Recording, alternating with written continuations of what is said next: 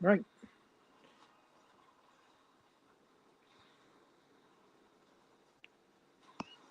I'm live now.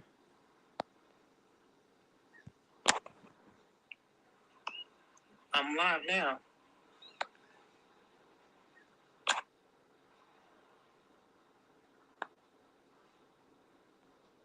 Oh. Yeah, there you go. Post this on. I'm gonna post this on my community tab.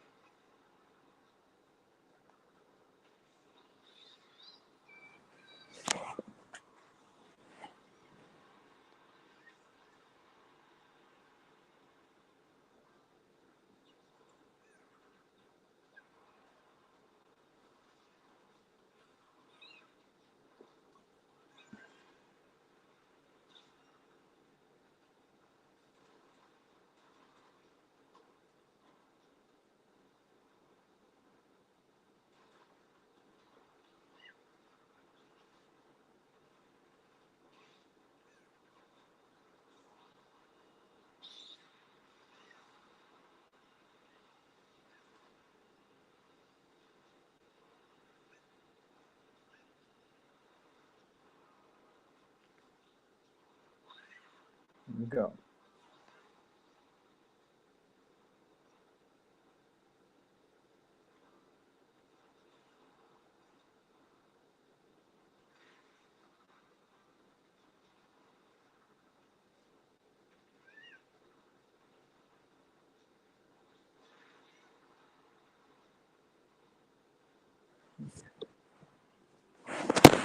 Yep. So it's gonna cover the story or slash the synopsis, the characters, the themes of the story, who is Rumiko Takahashi,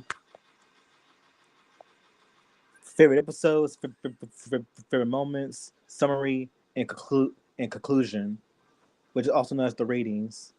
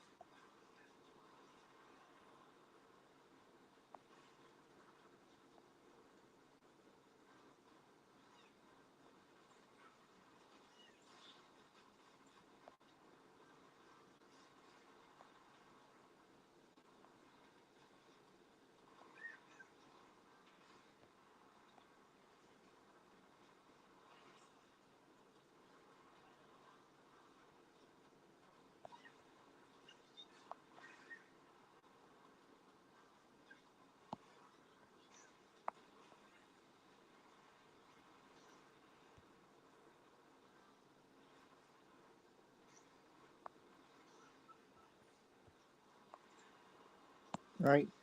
Then the themes, then the themes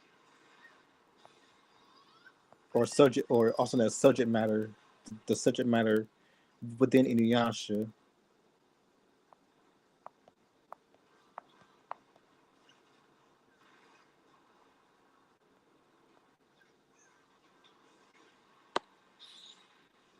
Yo, Mike.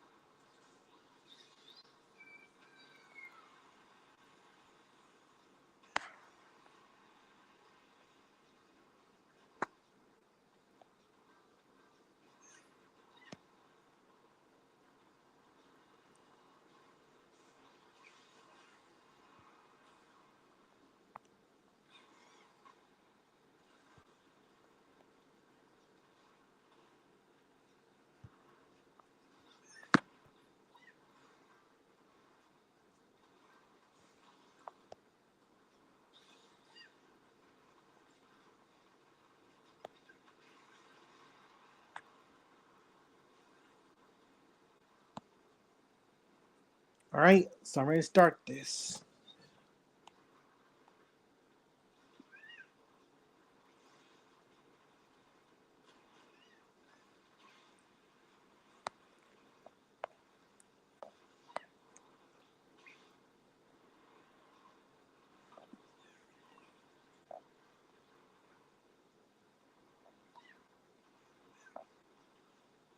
All right, let's start this. So,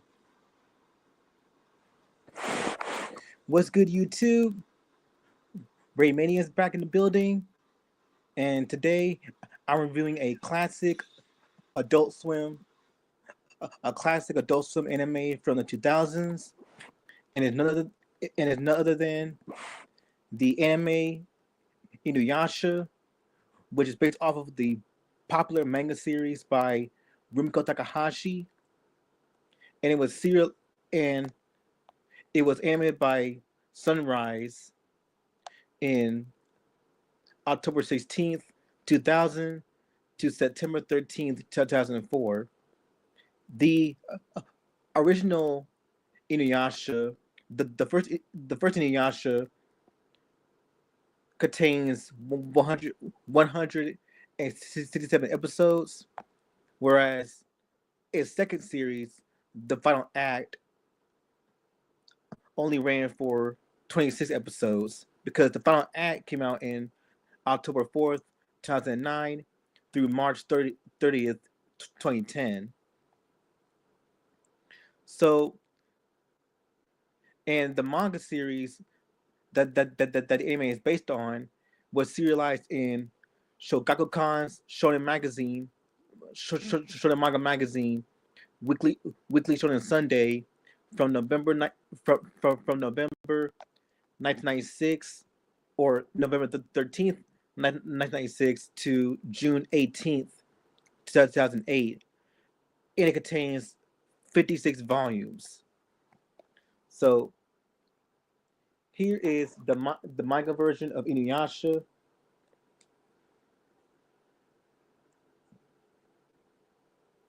Yep. So this the manga version of Inuyasha. Yeah, this the manga version, and and I'm gonna show you the anime, the how the anime looks like.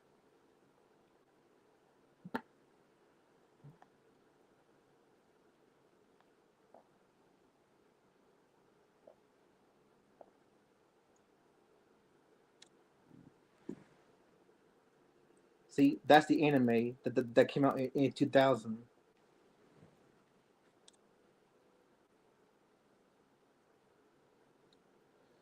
So brief. So what is the story of Inuyasha? Um, Inuyasha begins with Kagome Higurashi, a 15-year-old middle school girl from modern day Tokyo who is transported to the Sengoku period after falling into a well in her family's shrine, where she meets the half dog demon, half human Inuyasha. After the sacred Shikon jewel reemerges from deep inside Kagome's body, she inadvertently shatters into dozens of fragments that scatter across Japan. Inuyasha and Kagome set out to recover Jewel's fragments and through their quest, and they are joined by the lecherous monk Moroku, the demon slayer Sango, and the fox demon Shippo. Together, they they journey they journey to restore the Shikon jewel before it falls into the hands of the evil half demon Naraku, who is the main antagonist of the series.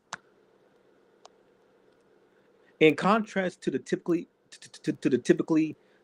comedic nature of much of Takahashi's previous works, Inuyasha deals with a darker and more serious subject matter, using the setting of the Sengoku period to easily display the violent content while still retaining some comedic elements. The manga was adapted into two anime television series by Sunrise. The first series ran for 167 episodes on Yu- Yomi Yo- Yomi Yuri television and the Bond television from October 2000 to September 2004. The second series, Inuyasha: The Final Act, is a direct sequel that adapts the remainder of the manga.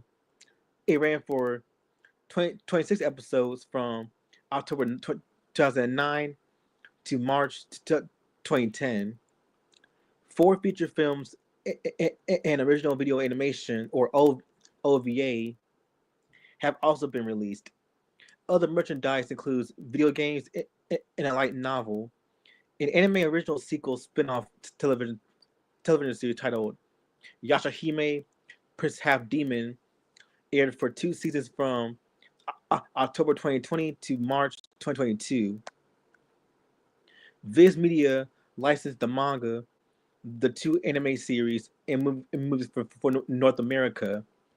Both Inuyasha and Inuyasha: The Final Act aired in the United States on Adult Swim, and later on its revived Toonami block. By September 2020, Inuyasha had 50 million copies in circulation, making one of the best-selling manga series of all time. In 2002, the manga won the 47th Shogakukan Manga Award for the shonen category. So let's get into the development of Inuyasha. So Takahashi wrote Inuyasha after finishing Ramen One Half, but it's also a very popular series too that also got that was also remade for the that also got a 2024 remake. In contrast, in contrast to her previous comedic works such as Urusei Yatsura, Maison Koku, and One Pound Gospel, Takahashi wanted to create a darker storyline that was thematically closer to her Mermaid Saga stories. To portray violent themes softly, the story was set in the Sengoku period when wars were common. Takahashi did no notable research on the designs of samurai or castles because she considered such topics common knowledge. By June 2001, a clear ending to the series had not been established because Takahashi still was unsure. Well, yeah, I'm not going into that. But furthermore, Takahashi said that she did not have a proper ending to previous mangas she wrote during the beginning, having figured them out as their civilization progressed. So let's get into who is Rumiko Takahashi. So Rumiko Takahashi, or how they greet in Japan, Takahashi Rumiko is a Japanese manga artist who was born in October 10th, 1957, in Nagata Prefecture of Japan.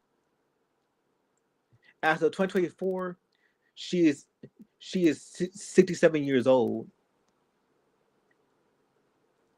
But the career of several commercially successful works, beginning with Urusei Yatsura in 1978, she is one of Japan's best known and wealthiest manga artists. Her works are known worldwide, where they have been translated into a variety of languages, with over 230 million copies in circulation, making Takahashi one of the best-selling authors of all time. She has won the Shugakukan Manga Award twice, once in 1980 for Urusei Yatsura, and again in 2001 for Inuyasha. and the Seiyun Award twice, once in '87 for Urusei Yatsura, and again in 1989 for Mermaid Saga. She also received the Grand Prix de la Ville de Angoulême in 2019, becoming the second woman and second Japanese to win the prize. In 2020, the Japanese government awarded Takahashi the medal with purple ribbon for her contributions to the arts.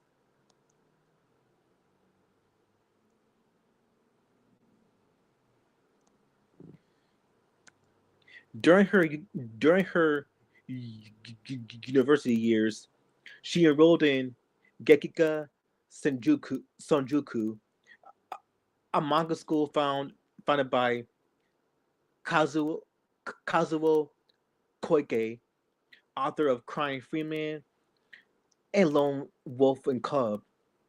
Under his guidance, Takahashi began to publish her first doujinshi creations in 1975, such as Bye Bye Road and Start of Futile Dust.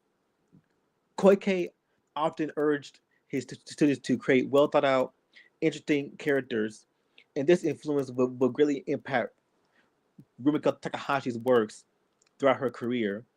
She also briefly worked as an assistant for horror manga artist Kazuo Mezu, who who tragically died in October who tragically died in October 28th, 2004. No. Kazuo Mezu recently passed away in October 28th, 2024. So he passed away this year. So at the age of at the age of 88. So rest in peace, Kazuo Mezu, while he was working on his comedy series Mokoto-chan. Her professional career began in 1978. Her first published work was the one-shot Katena Yasuda, or in English, Those Selfish Aliens, which garnered her an honorable mention at the year's Shogakukan New Comics Contest. Later that same year, she began her first serialized story in Weekly Shonen Sunday, Urusei Yatsura, a comedic science fiction story. She had difficulty meeting deadlines to begin with, so chapters were published sporadically until 1988. During the run of the series, she shared a small apartment with two assistants and often slept in a closet due to a lack of space. During that same year, she published Time Warp Trouble, Shake Your Buddha, and The Golden Gods of Poverty. It was shown in Sunday magazine, which would remain the home to most of her major works for the next 20 years. Um, in 1980, Takahashi started her second major series, Maison in Koku, in Big Comic Experience magazine, which had an older target audience than her previous work. Because of the influence of the new wave movement of manga in the late 1970s, seinen manga became more open to including shoujo manga aesthetics and to hiring female manga artists. Maison and Koku is a romantic comedy, and Takahashi used her own experience living in an apartment complex to create the series. Takahashi managed to work on the series on and off simultaneously with Urusei Yasoda. She concluded both series in 1987, with Urusei Yasoda ending at 34 volumes and Maison Koku at 15. Fast forward, fast forward, fast forward into later years, she began her third major series, Rama One Half, following the late 1980s and early 1990s. And here's a picture of Rama One Half.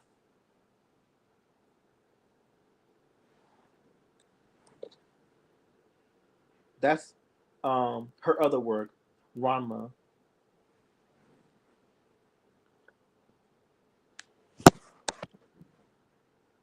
Following the late 1980s and early 1990s trend of shonen martial arts manga, Rama features a gender bending twist. The series continued for nearly a decade until 1996, when it ended at 38 volumes. Rama and its anime adaptation are cited as some of the first of their media to become popular in the United States.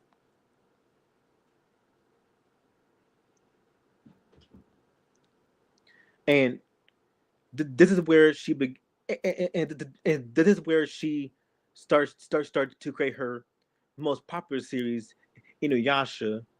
During the latter half of the 90s, Rumiko Takahashi continued with short stories and her installments of Mermaid Saga and One Pound Gospel until beginning her fourth major work, Inuyasha. Compared to her other works, which were more lighthearted, and romantic, and comedic, Inuyasha has a darker tone, more akin to Mermaid Saga, and having been serialized in Weekly Shonen Sunday from 96 to 2008. It's, it's the longest to date. On March 5th, 2009, Rumiko Takahashi released her one shot, Yunme no Tori. On March 16th, 2009, she collaborated with Mitsuru Adachi, creator of Touch and Cross Game, to release a one shot called My Sweet Sunday. Her next manga series, Kyokai no Rine, started on April 22nd, on, on April 22nd, 2009. This was Rumiko Takahashi's first new manga series since her previous manga series, Inuyasha, ended in June 2008. She concluded it on December 2017 with a total of 398 chapters collected in 40 volumes.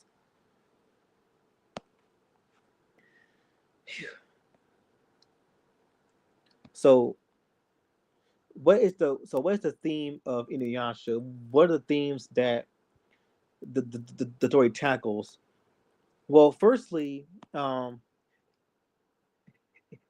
Inuyasha, going back to how this manga series is dark, is much darker than her other works, because it takes place in the Sengoku era of Japan. And brief history of the Sengoku period. The Sengoku period is a period in Japanese history in which civil wars and social upheavals took place almost continuously in the 15th and 16th centuries. The Kyotoku incident, 1454, the the Onion War, 1467, or Mayo incident, 1493, is genuinely chosen as the period start date, but there are many competing historiographies for its end date, ranging from 1568, the date of Oda Nobunaga's march on Kyoto, to the suppression of the Shimabara rebellion in 1638, deep into what is traditionally considered the Edo period. Regardless of the dates chosen, the Sengoku period overlaps substantially with the Muromachi period.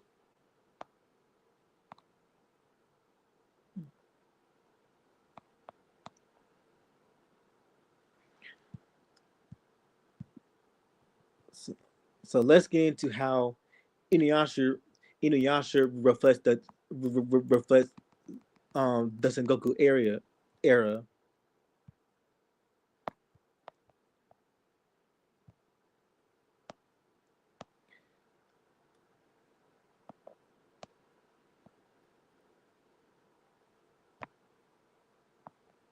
So Inuyasha de- delves into dark themes like death, betrayal, redemption, and redemption amongst its cast of tragic characters. The tragic love story between Kikyo and Inuyasha is marked by is marked by betrayal, guilt, and ultimately a lost romance. However, despite the turmoil and conflict, the characters in Inuyasha find moments of redemption, peace, and showcasing resilience. So let's tackle the dark themes of Inuyasha. So the world of Inuyasha is fraught with tragedy, with characters like Moroku, Sango, Shippo, Kikyo, Inuyasha, and Mayu Ikeda, each facing their own dark and heartbreaking struggles. From cursed lineages to devastating losses, the stories delve into themes of vengeance, manipulation, and the enduring conquest for redemption amidst the shadow of their past. So Moroku's family curse. So Moroku's story is a tragedy, particularly with his family's curse and the loss of his the loss of his father. Moroku hails from a family cursed by the wind tunnel, a, an inherited void in his right hand that grows larger over time, dunning to consume him.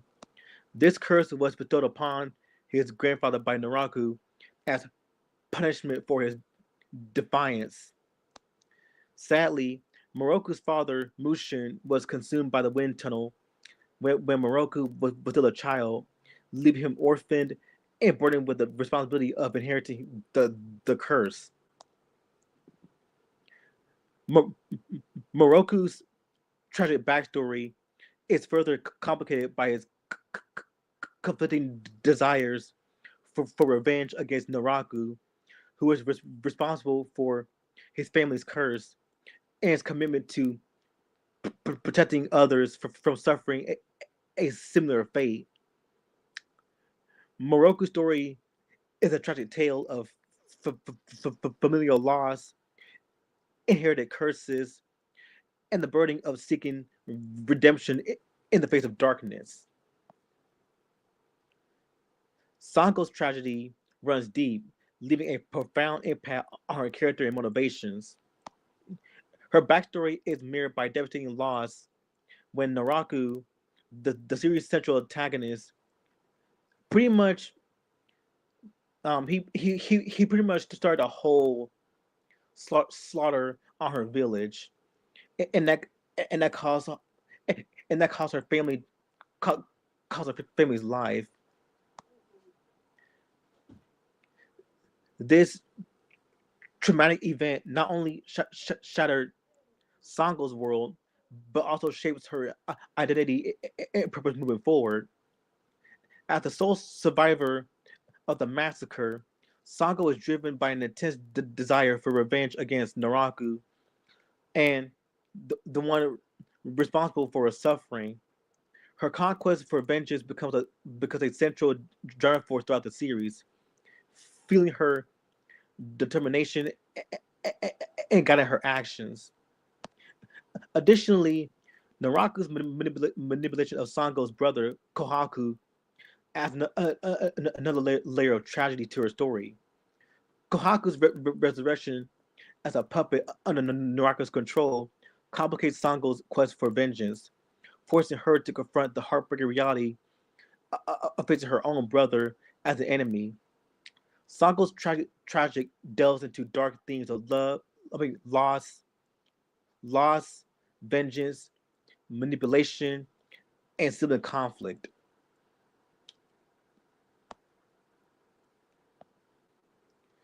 The fate the fate of Ship now here we get into Shippo. So Shippo's father Genka lived with Shippo in a village. At one point, obtained a shard of the Shikon jewel. Tragically, he was killed by the Thunder Brothers for his shard. When Shippo's father was killed, his fur was callously used by Ma- Monthan as a decorative sash, a heart wrenching sight for Shippo. This event fueled Shippo's desire for revenge, leading him to steal jewel shards from Kagome Higurashi and Inuyasha. The confrontation between Shippo, Inuyasha, and the Thunder Brothers ensued, resulting in Inuyasha ultimately destroying them. The tragedy of watching his father's fur being worn as a trophy by his killers as a dark and emotional layer to Shippo's quest for vengeance. And now we begin into the main ingredient, which is Inuyasha and Kikyo's lost love. So Kikyo and Inuyasha's relationship is marred by betrayal and misunderstanding, particularly when Naraku manipulates events to drive them apart, leading to tragic consequences when Kikyo, believing to have been b- betrayed, plunges plunges a sacred arrow into him, putting him putting him to a tree for 50 years. Both Kikyo and, and Inuyasha carry heavy burdens of guilt and regret over past actions. Kikyo's belief in Inuyasha's betrayal and her subsequent death at his hands weighed heavily on her soul, while Inuyasha's guilt over Kikyo's death and, and his and his perceived betrayal haunt him throughout the series. The love between Kikyo and Inuyasha is fraught with obstacles, including their differing backgrounds as a human priestess and a half demon. Their romance is ultimately cut short by betrayal and death, highlighting the tragic nature of their love story. The relationship between Kikyo and Inuyasha also explores themes of mortality and immortality, as Kikyo grapples with her own mortality as a human priestess, and Inuyasha faces the eternal life of a half demon. Ultimately, Kikyo and Inuyasha do not end up together. So, there you go. So that's pretty much what the characters go through, and and Mile and the haunting tale of Mile Ikeda, which that right there, I'm not I'm not gonna get into I'm not gonna get into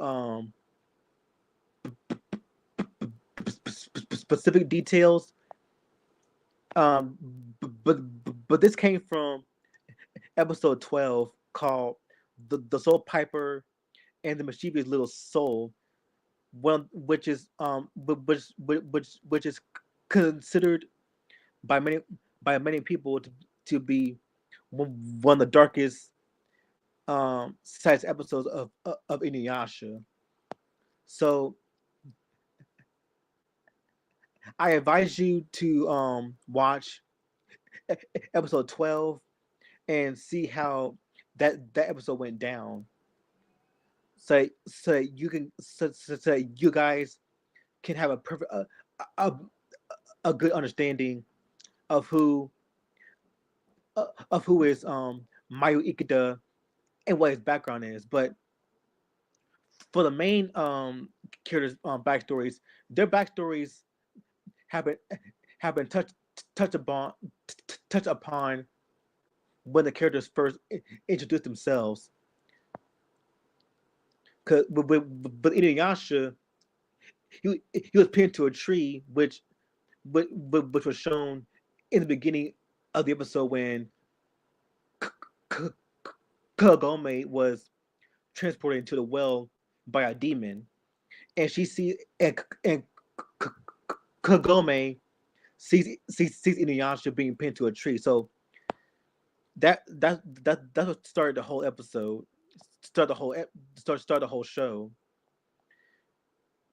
Then Shippo, Sango, and and, and Moroku also appeared in the show as well, introducing introducing themselves to the main character, to Inuyasha and Kagome, and discussing about their hardships and turmoils of wanting of wanting to save the people that they love, which is their friends, camaraderies, or families, like people people people that they cherished a long time ago, but they suffer like very horrifying fates because of because of horrifying circumstances.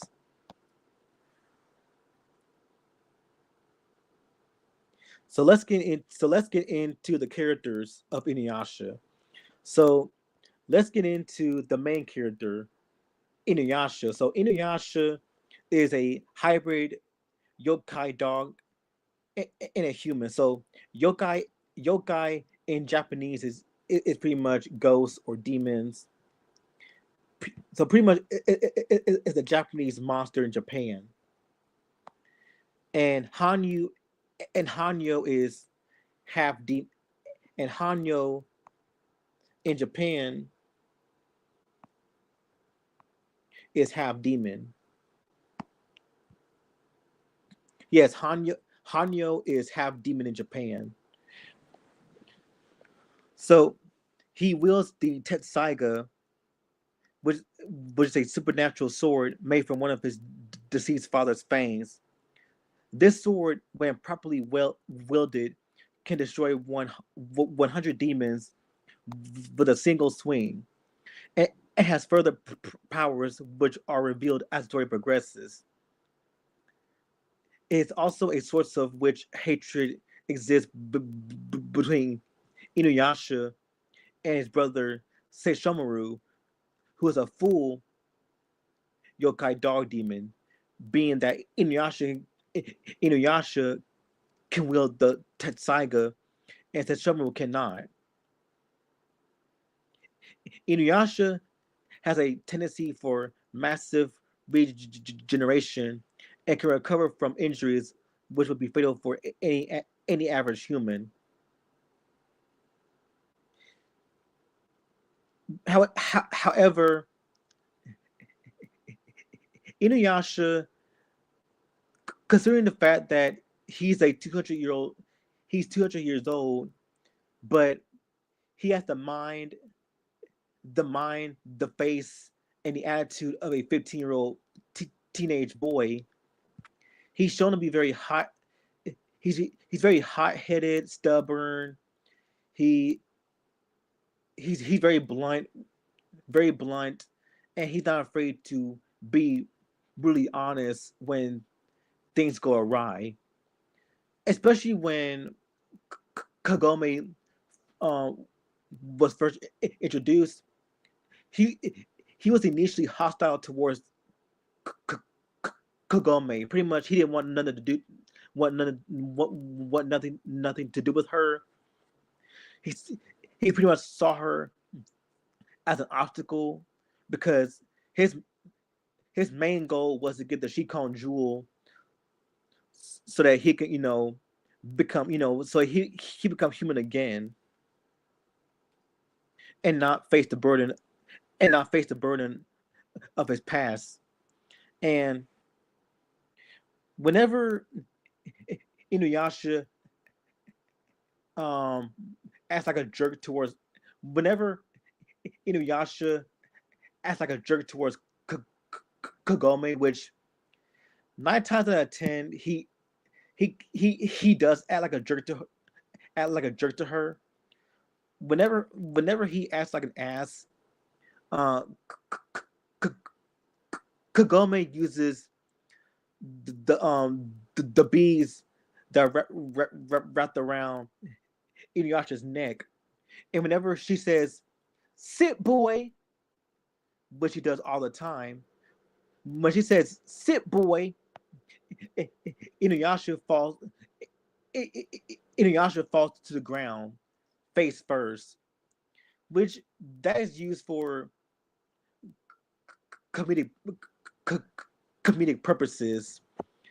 Whenever Inuyasha asks up, when he says something stupid, when he's being an asshole towards Kagome, she will always say "sit boy" towards Inuyasha, which causes him to fall face first to the ground. Like like for example,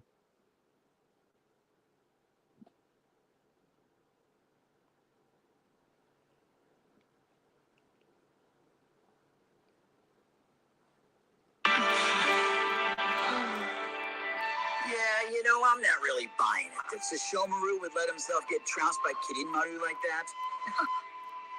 Trust me, it would take a lot more than that to get rid of my brother. He's too damn stubborn. Inuyasha? Don't worry about him. He's fine. Inuyasha, sit boy.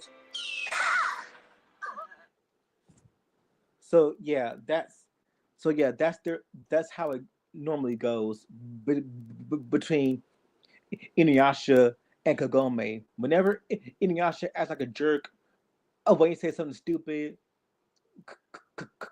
Kagome says sit boy, and Inuyasha falls face to the ground. But the face first, or if he falls on his head. And this and as the story and as the series goes along, this whenever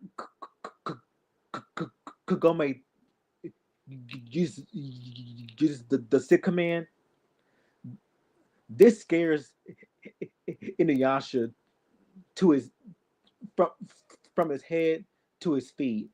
So pretty much whenever he hears the word "sit," he automatically gets scared by Kagome, which again is it's play for laughs. It's for comedic purposes. But despite his rude, rough um exterior, he's actually a very kind-hearted person. Like he does care for his friends. He does look out for for his friends and also for Kagome. And as the series progresses, his relationship with Kagome blossoms blossoms into romance, because why not? Because why not? Like it blossoms into like from hostility to romance. And speaking of Kagome,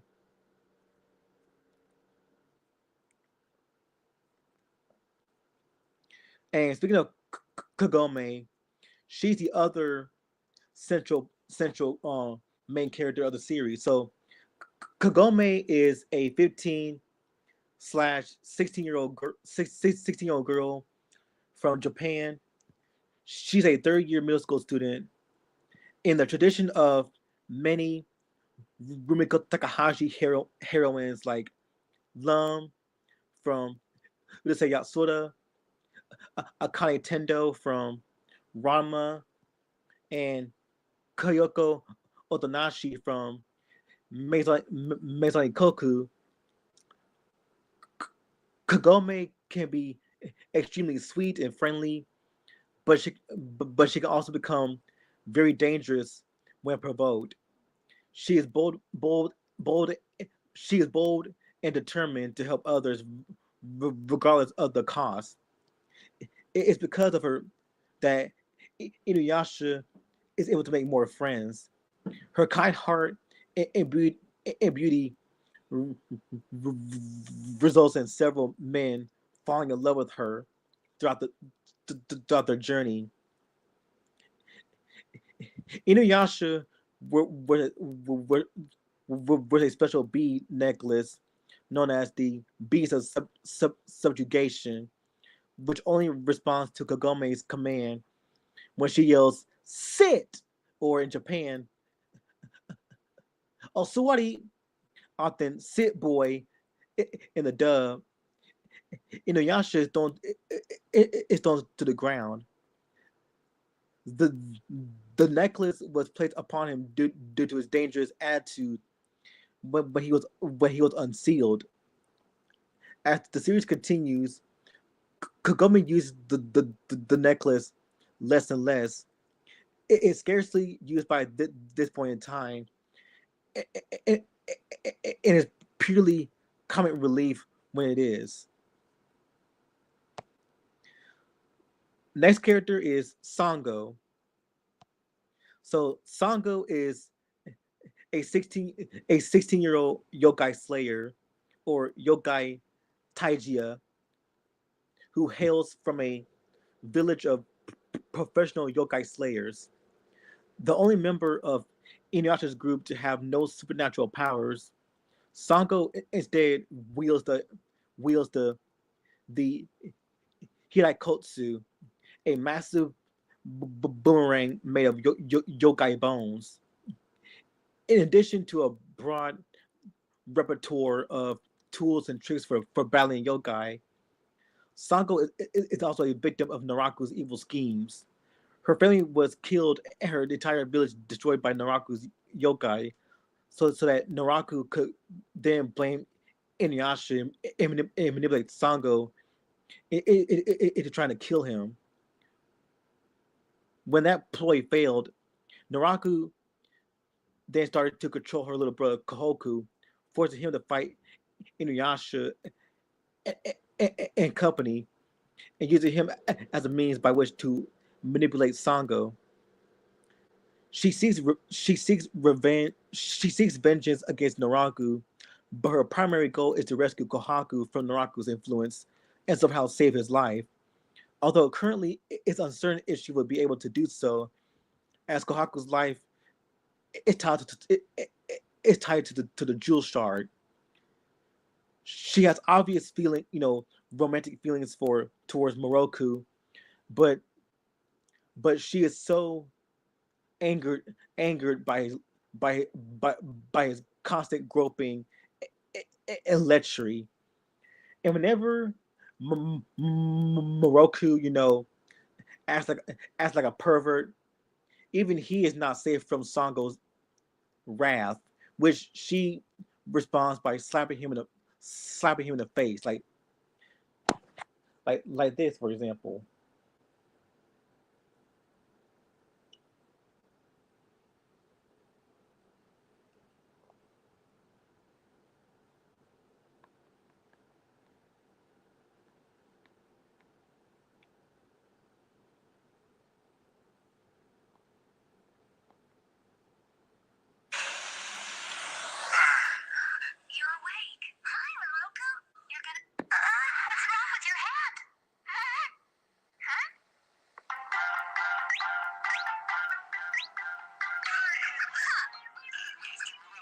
like that, like like that's how she responds when Moroku acts like a pervert.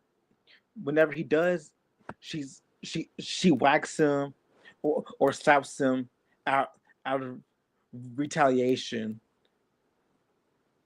But similar to how Kagome tells Inuyasha to sit, um, that was that's also for um comedic purposes too. So it's not meant to be taken seriously because it's meant to be it's meant to be comedic comedic. And then we get into Moroku. Okay. So Inuyasha is voiced by in Japan. Inuyasha is voiced by Yamaguchi Kappai in Japan, and Richard Ian Cox in English.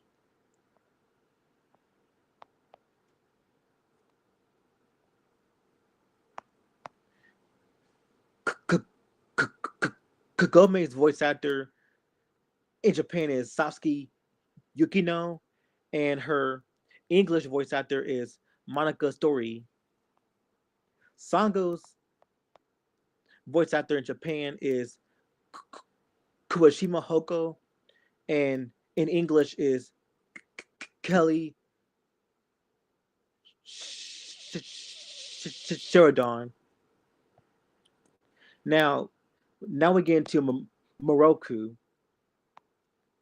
So Moroku is 18 years old. He's a Buddhist Hoshi or low reckoned itinerant monk. Moroku traveled the countryside performing services such as exorcisms and yokai exterminations to earn his living. He suffers from a he suffers from a hereditary curse originally inflicted upon his grandfather Miyatsu, also a Buddhist monk by Naraku, who exploited Miyatsu's weakness for attractive women by taking the shape of one and reflected one of Miyatsu's offered back to pierce the palm of his right hand. It appears to be his left hand in the English language manga, where right and left are reversed. The hole in his hand became a kazana, air void or wind tunnel, which sucks in anything not nailed down, regardless of mass. Moroku uses the kazana as a powerful weapon against yokai, but as he grows older, the kazana grows inevitably larger, and if the curse is not broken by Naraku's death, it will grow too large to control and consume Moroku himself. The same fate his grandfather faced. Probably as a result of this, Moroku takes a hedonistic approach to life, which is uncharacteristic of a proper monk. He's a talented con artist who does not hesitate to invent fictitious supernatural menaces which he can then offer to combat in return for food and shelter. And like his grandfather, he has a distinct weakness for pretty women. So, and every time he meets a woman, he always says, "Would you be interested in burying my Would you be interested in burying my children? Would you be interested in burying my child?" Which again, comedic purposes. So it's meant to be funny. Like it's meant to be entertained. Like it's meant to be funny. Like it's meant to be a gag. Like whenever he sees a woman, he always says, "Would you be interested in burying my children?" So pretty much it's meant to be to be funny. And again, this causes Songo to whack him, whack him. Excuse me, like whack him, slap him, just to you know, just to get himself to calm down, or pretty much make a come back to his senses. But deep, but deep down, despite her frustrations, she does love Moroku, and she does harbor feelings for him, which in most animes with teenagers in high school, he doesn't really get the the hint that she's in love with them. And now again, the Shippo, who's who's pretty much the orphan young yokai fox, or also in Japan they say Kitsune, whose father was killed by the Thunder Brothers, Hitan and Hitan and Metan. He wanted to avenge his father, so he helped Kokome and Inuyasha. He was the first character in the story to join Inuyasha and Kagome in their travels as a group. Shippo Shippo can shapeshift, but his forms are temporary, often incomplete and ineffective, and he is usually given away by his tail telltale tail. Telltale tail, yeah. His other noteworthy abilities are turning into a wooden horse that can fly, leaving a trail of yelping mushrooms and acorns, and illusionary tricks with toys like his giant spinning top attack, using his racist notable foxfire magic, and making things like leaves for himself multiply. Considering he's the youngest in the group, he tends to be naively observant and often makes pointed and cheeky comments that direct towards Inuyasha, earning him a retaliatory bunk on the head for his unnecessary advice. Inuyasha and Kagome serve as older, older sibling figures to Shippo. Shippo and Kirara, when she's in her kitten form, are the smallest members of Inuyasha's group, with Shippo being the youngest because he's so small and light.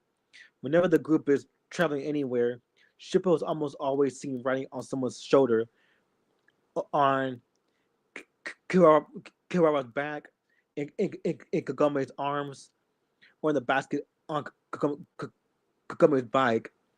He is rarely seen walking or running, and his his voice his voice actor in Japan is Watanabe Kumiko, and his English voice actor is Jillian Michaels.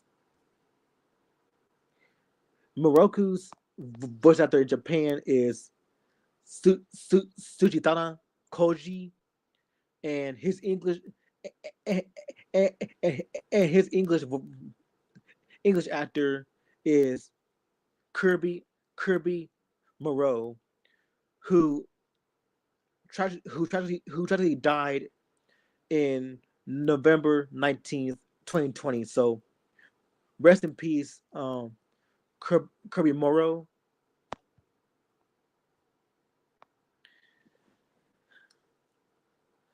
Then we get into Sesshomaru. So Sesshomaru is pretty much Inuyasha's older half brother, and compared to Inuyasha, who is a half demon, Sesshomaru is a full blooded dog demon, and because of this, he's very contemptuous of Inuyasha for being a half demon and for consorting with humans.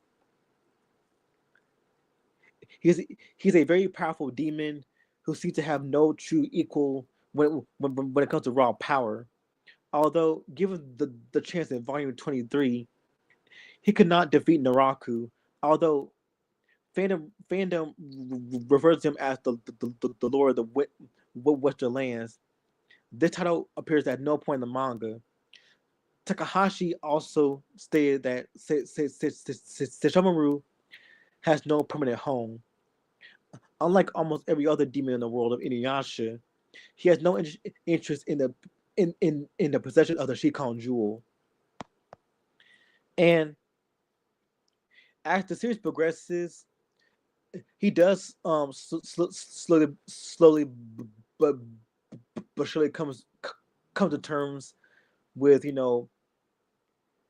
understanding understanding that not all humans are bad, that all humans, like humans are humans. They make mistakes. Some humans were born good. Some humans were born neutral, and some humans were born naturally evil. But but but he but he does come to terms with understanding that not all humans are bad, which is emphasized by the fact that he took in a young child known as Rin, and, and despite having a hatred for humans, he seems to care for Rin, who was a little human girl who was orphaned after her village was destroyed by demons. Rin found Sesshomaru in the woods by the village she lived in, and noticed that he was injured due to a previous fight with Inuyasha, and she tried to help him.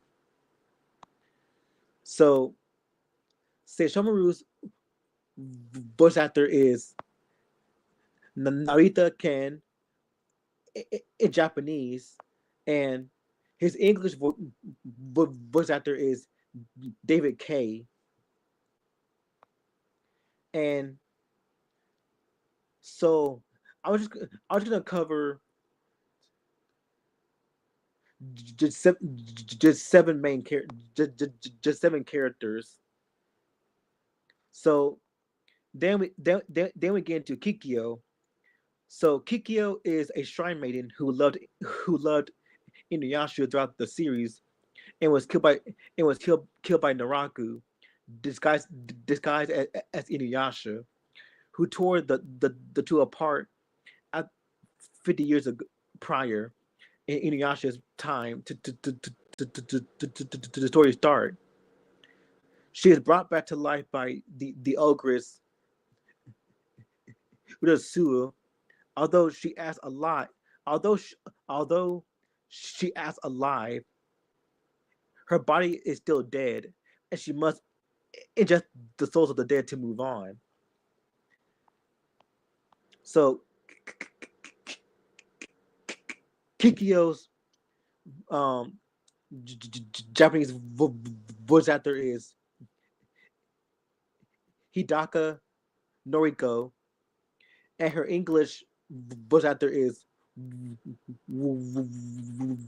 Willow Johnson. Right. Now let's get into fa- fa- favorite episodes. So I'm gonna change.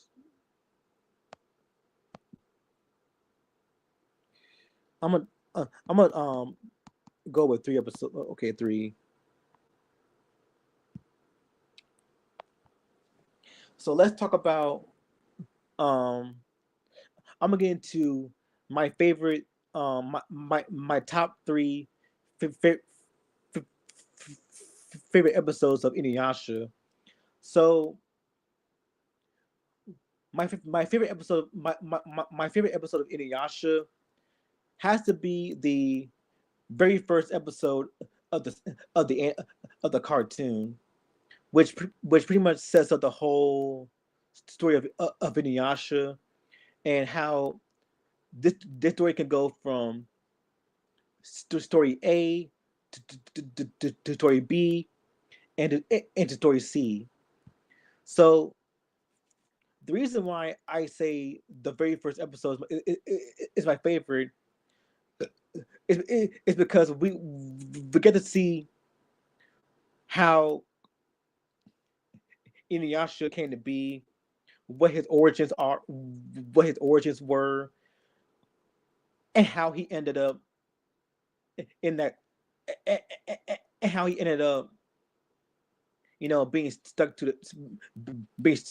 a tree, which which was shown when Kagome first arrived in the Sengoku era of Japan, and pretty much the very first episode opens up with pretty much tragedy when Inuyasha um was sealed to a tree by Kikyo because Naraku want to be a butthole, and he pretty much torn so he pretty much just devastated both Kikyo and Inuyasha's budding romance, and because Kikyo was so haunted by what had happened, she pierced Inuyasha to a tree, which puts him to sleep for almost 50 years, and that's pretty much how the very first episode starts. It started with tragedy, and then it goes into Kagome, who is the 15-year-old teenager modern day from modern day Japan. She's whisked away into the world of into the Sengoku era, where she meets Inuyasha, and that's when the two started to form form this like love love hate relationship with one another. But as the series progressed, they started to become closer to one another, and they aid in to find the Shikon jewel before it gets before it gets grasped in the wrong hands. So that's my favorite. So that's my first favorite episode. Um, my second one was, but this was this one was more of a funnier one. Was when Kagome gets her own bicycle, and Inuyasha destroys the bicycle, and Kagome got very very pissed with them to the point where she keeps saying, "Don't touch, do, do not touch my bike. Don't touch my bike." But then Inuyasha touches the bike, try to fix it, but but ultimately the whole bike becomes even more messed up. So that's another favorite episode of mine. Then my third then my third favorite episode was was when Inuyasha and Kagome met Shippo, who is the very first character that they stumble across, and Shippo is like the kid brother of Inuyasha. Like, well, that's like the relationship, how the relationship is like the like they have this like big brother little brother dynamic with Inuyasha being a bully towards, like he's like a bully towards Shippo, but he does care for him. And Shippo is like very smart mouthed. He's very cheeky, but at the same time, he does love Inuyasha, and he does come for his aid. So pretty much they have like a sibling, like sibling love mixed with sibling rivalry. And and that's how and that's one of the things that's one of the things I love about Inuyasha, Kagome, Moroku, Sango, and Shippo's relationship. It's like the like one big favorite family. The like a family, like a family with Inuyasha and Kagome being older brother, older sister, Moroku and Sango being acting like the dad and mom, and Shippo being the youngest son, pretty much. So that's how I see. So that's how I see the relationship. Like one big, argue. They argue. They argue. They fight. They give each other they give each other crap at times, but when things get tough, they do look out for one another because they know because the show knows that they're they're they're true best friends to the very end. So that was my so that so those my top my top three episodes. The first one being the introduction with Inuyasha and Kagome. The second one was when Inuyasha tried to fix Kagome's bicycle after he stupidly destroyed it. And three, the introduction of Shippo. So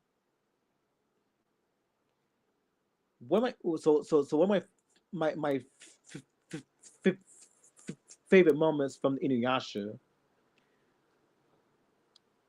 So my favorite moments from Inuyasha again when is whenever Moroku acts all perverted towards any other women. Whenever he acts perverted, Sango whacks him, slaps him, and just tells him to like, bro, stop doing that. Stop doing this. Like, you're a monk. You should not do this. But but as usual, Morocco doesn't get the hint. And there was even one point in one episode where Sango like even asked him, you will stop flirting, right?" And she put that emphasis on, "Will you will stop flirting, right?" And Morocco was like, I don't know. I have to think about that. And Sango's like, really, really, bitch. That's how that's your response is. Oh, you gonna think about it? It's like I guess that's a no. So that's a very so that's a very funny a very funny moment between Kagome, no, not Kagome, but Sango and Moroku. Um, Another one was when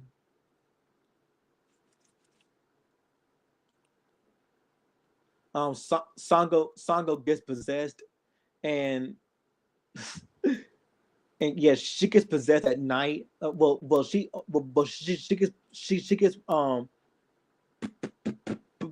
possessed by a demon, where she begins to attack Moroku and Inuyasha, Kagome, and Shippo while they're while they're sleeping, and Moroku tries to flirt with Sango, but Sango was again she was uh, under some control by some demon, and and while she's under this control, in order for her to snap out of it, Moroku then starts to grope her butt, and that caused her to wake up, slapping him like crazy, like like like like this,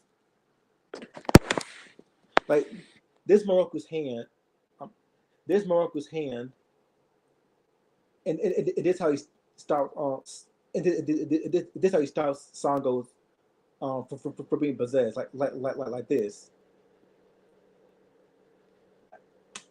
and that's how she reacts.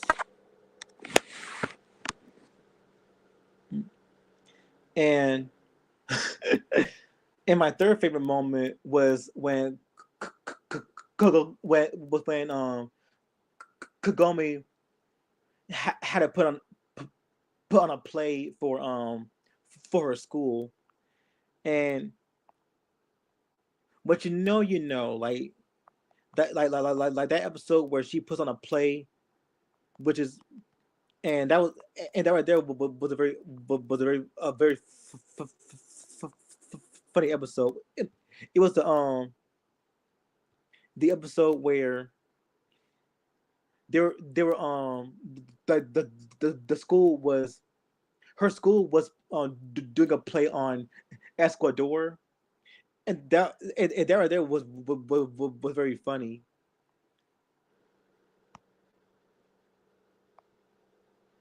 Esquador, that's how you pronounce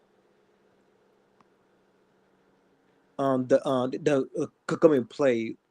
I'm gonna find it right quick.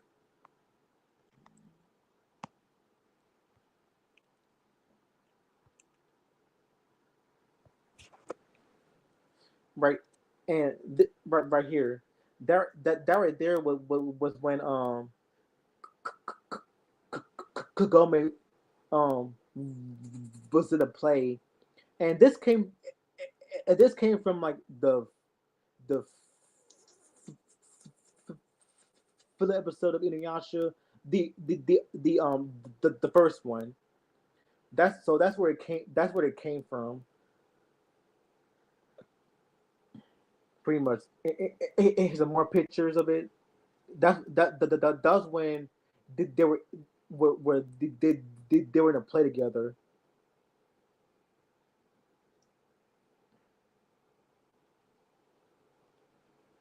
See.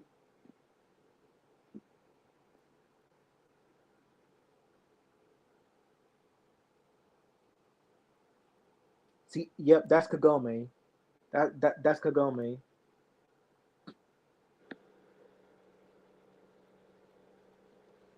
Like she like she's very gorgeous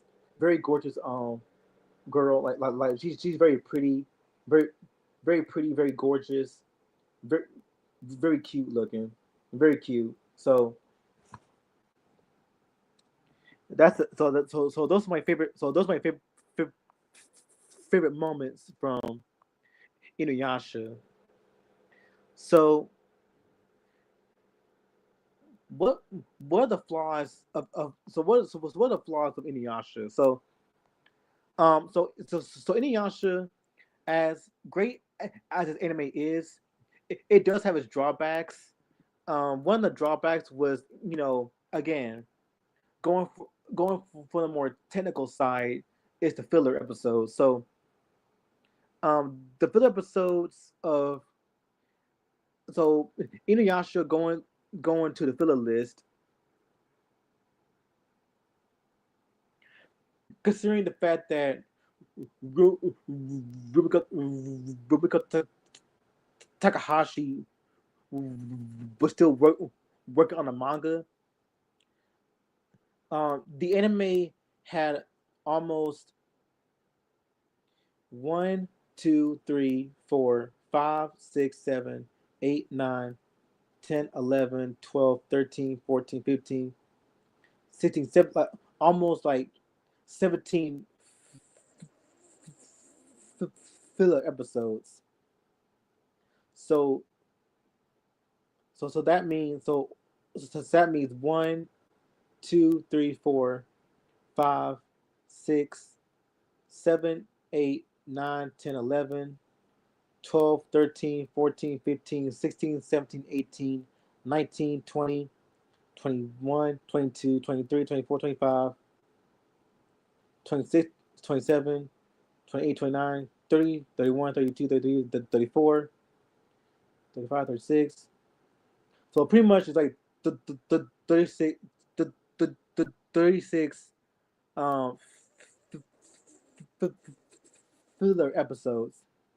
The rest the rest of them are canon, but some of them so canon canon means it stays close to the manga. Other, others were like were, were a bit of a mixed. Some of them were canon slash filler filler. Let me count again. Yeah, so 1, 2, 3, 4, 5, 6, 7, 8, 9, 10, 11, 12, 13, 14, 15, 16, 17, 18, 19, 20, 21, 22, 23, 24, 25, 26, 27, 28, 29, 30, 31, 32, 33, 34, 35. Okay, so it's 30. Okay, so actually, actually, miscalculation is actually 35, 35 for the episodes. And in contrast to um a second series, the final act, which that one has well never mind. Well never mind. Well it has well it has the Inuyasha has a total of the 35 episodes. So pretty much Inuyasha has well so Inuyasha has a low filler percentages of 18%. So that means it has a it has a it has a total of 35 reported filler episodes. What also some flaws with Inuyasha. So a lot of people say that Kagome's relationship with Inuyasha is abusive because of the fact that she uses the subjugation to beats a little too much.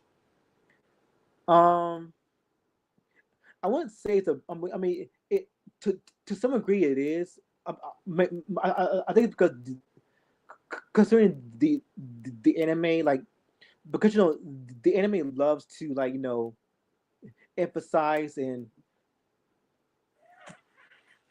flanderize like the um the characters like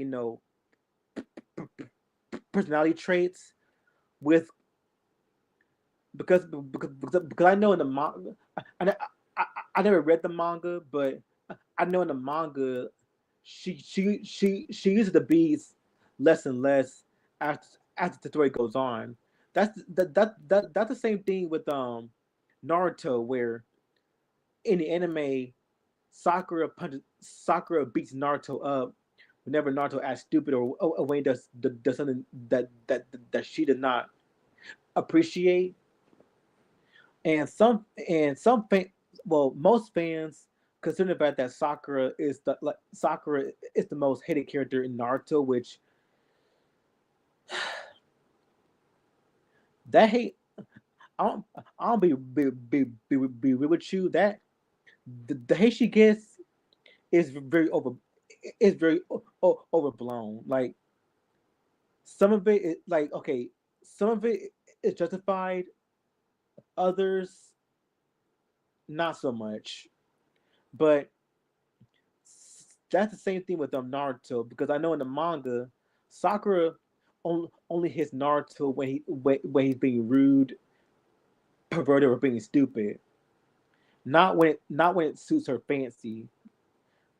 Because I know in the manga she becomes a lot more tolerable towards Naruto, and also also in the anime too. Like her relationship with Naruto grew as the series progresses. Like she saw him initially initially as a annoying little brat, but as the story goes along, she started to see him as a true friend. And the same can be said for Inuyasha and Kagome. While the two do argue, they do butt heads with one another, and it does get very irritating at times, especially when um, the show, and this is like the main thing that a lot of people get ticked off when it comes to Inuyasha, and it's the fact that Inuyasha, the the show does suffer from this trope called the unfair sex trope, and what that trope means, the unfair sex trope.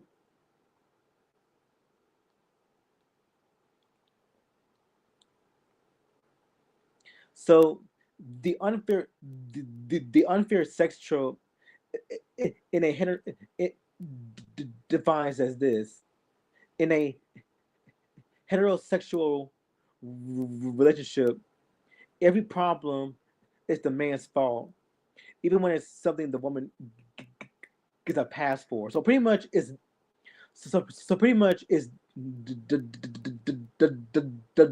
double standards. Pretty much like it's a double standard that completely screws around the show's eternal logic. A male character is portrayed performing an act that seems evil and unfair in a relationship, like saying, looking at another woman. Meanwhile, a female a female character can perpetuate the exact same actions, but not receive any negative, but not receive any sort of negative consequences for it. As such, the end result is usually both that male sexuality and the expression thereof are presented as inherently quote unquote wrong, quote unquote dirty, and quote unquote ugly, and that any problems that arise in a heterosexual relationship are automatically the man's fault. So yeah, their relationship does feed off of that mentality where whenever Inuyasha thinks about Kikyo, or when he sees Kagome as such, as such, like she always reprimands him and says like sit boy, sit boy, like that. And not just that, but his friends also um treat him like he did Kagome dirty too. I'm like, y'all like if y'all like y'all supposed to y'all supposed to back up Inuyasha y'all supposed to back up Inuyasha. Like yes, he could be a jerk at times, but whenever he's in a tight spot, y'all should always make sure that y'all always have his back whenever Kagome acts like a fool. And that's one, and that right there does like that right there does um irk a lot of people whenever Inuyasha always get blamed for things that Kagome does, and not to mention Kagome and does have the whole the whole love triangle thing, the whole love triangle with towards Inuyasha, Koga, and Kagome. Um, Rumiko Takahashi loves the, this troll. Like she adores the, this trope. Like for instance, when Inuyasha start thinking about Kikyo, Kagome and the others, rat him out. But whenever Kagome shows affection towards Koga, and when she starts flirting with Koga, she don't get the same retribution, which all because she's a girl. Because whenever a man shows affection towards another person, they that one person gets mad.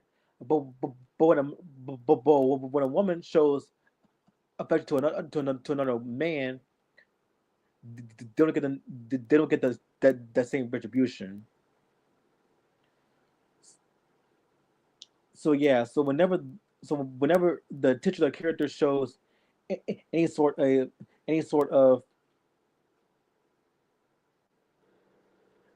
interest in his own flame Kikyo, not only would he later be subjected to physical punishment by a jealous Kagome, he also gets chastised by his companions for making Kagome feel bad. Yet somehow, when he shows jealousy over Moroku trying to charm Kagome before he met Sango, and Koga flirting with Kagome. Not only does he still get physically punished by Kagome, he still get he still gets criticized by the others for acting stupid.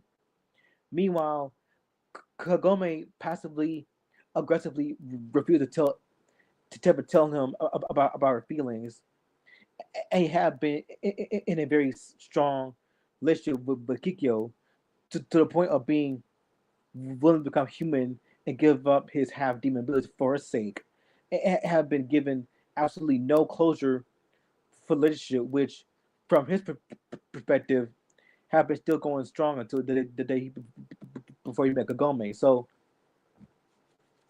yeah, the show has a lot of moments where the unfair sex trope, the double standard, the double standard trope do come into play, and it becomes very annoying. Like it does become very annoying as the series goes on. So I completely understand some people's from some people's frustrations with with the show whenever they go into that double standard unfair sex trope bullshit. which they do a lot of times in the show. Um,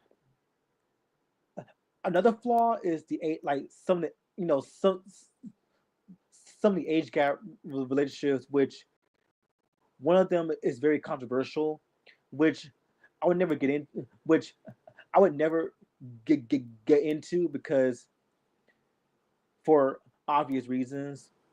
And two, and the last one is that the show does like the show does get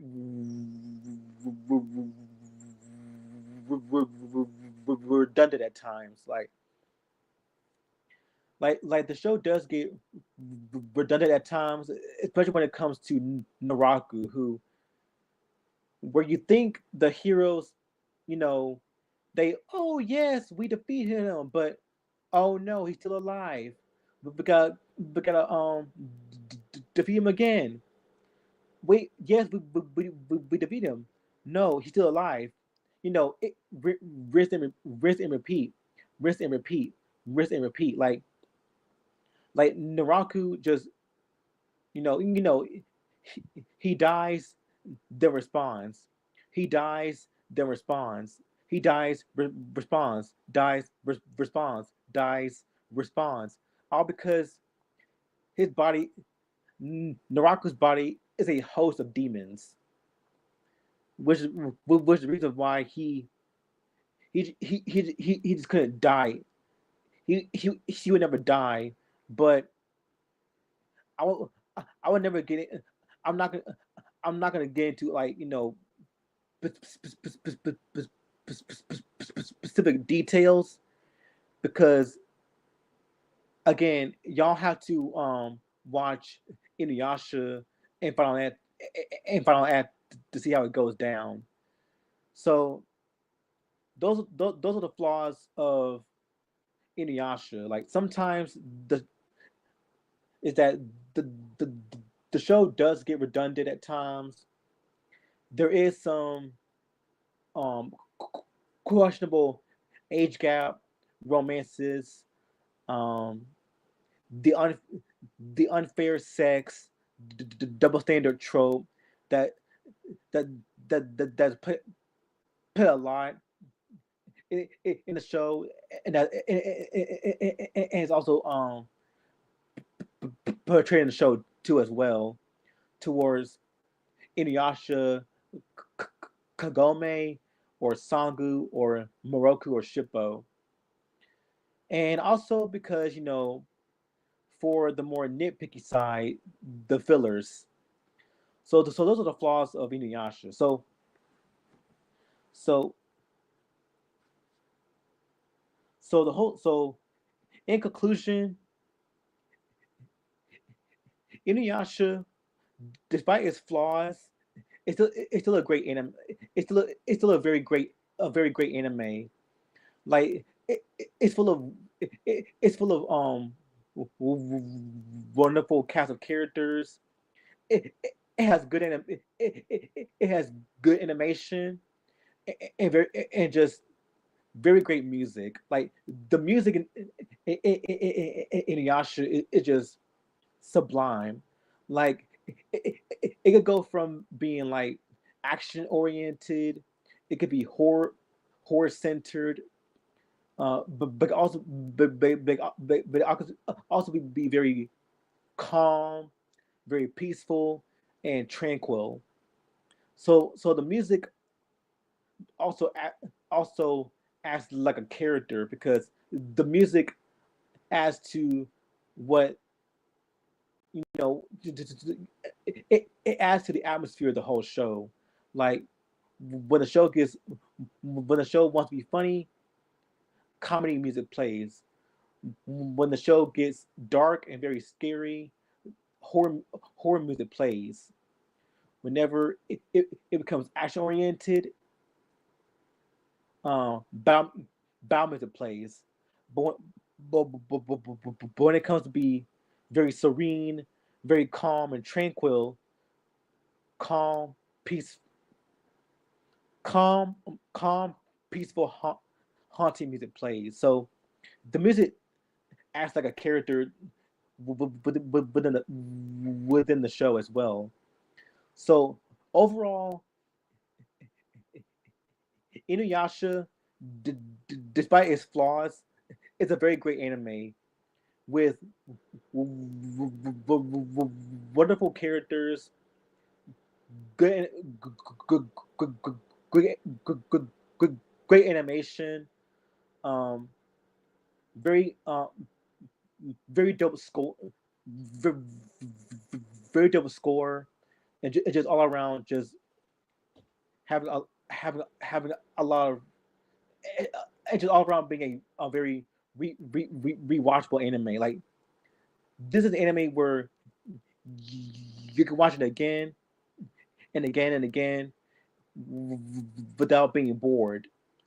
So, in conclusion, my final rating for Inuyasha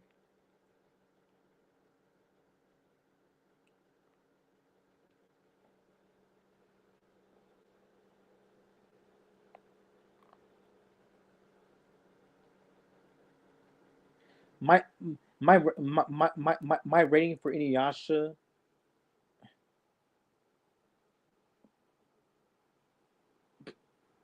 is an 8.5 is an 8.5 out of 10. So my rating for Inuyasha is an 8.5 out of 10. Um, very great anime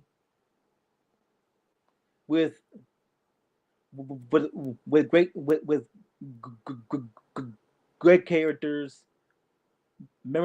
memorable moments, a lot of great episodes, and just have a, like very, very dope music, and just all around just good good good animation. And and even though um the anime has its flaws, it's still a very enjoyable anime for anyone, for every anime lover to see. And we, and that's and that's my and that's my final rating for Inuyasha.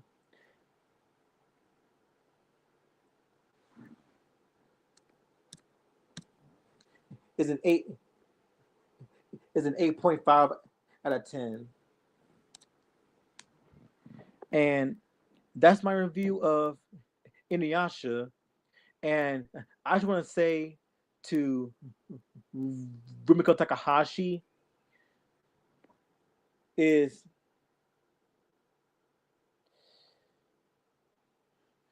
to this woman right here, um, Rumiko Takahashi right here. That's the author. That's the author of the of Inuyasha. I just want to say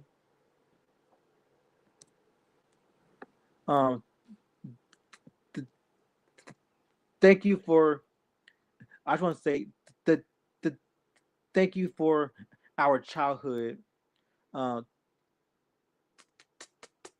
Takahashi Sensei. Um, thank you for creating very fun and entertaining stories like Ranma, Meizan and Koku, Urusei Yatsura, and Inuyasha. And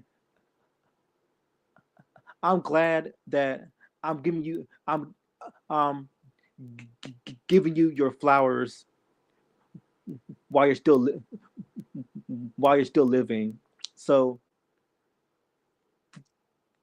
thank you, Rumiko Takahashi, for for creating a very a very enjoyable anime series that everyone in the mama in the mama loves. So the thank you, and God bless you, Rumiko Takahashi. And with that being said, I'm gonna end this off right here. So my next review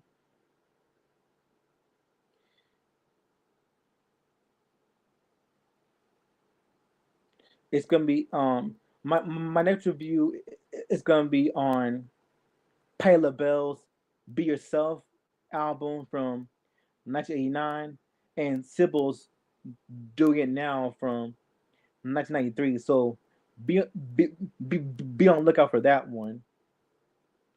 And with that being said, I'm ending this off right here. So this is Raymania, and I'll be seeing you in the next live stream. Peace, and and also and, and again.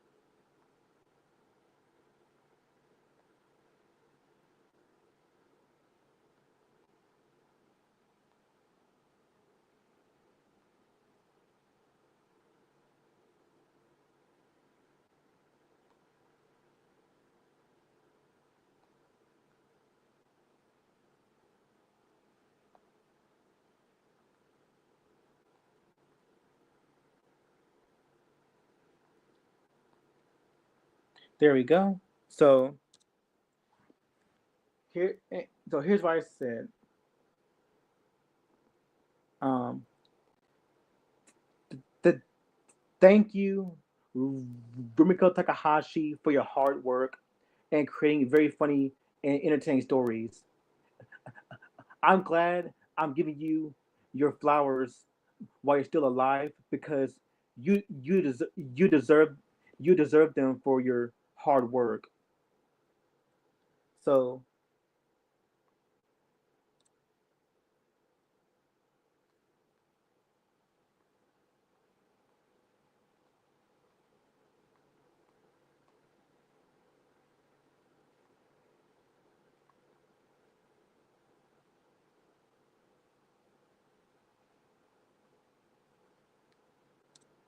so so congratulations, Rumiko Takahashi. Keep keep on living your life to the fullest. And that's and those are my final and those are my final words to Rumiko Takahashi, the author of Inuyasha and Rama One Half, Maison Koku, and Urusei Yatsura. So I'll see you next live stream. Peace out.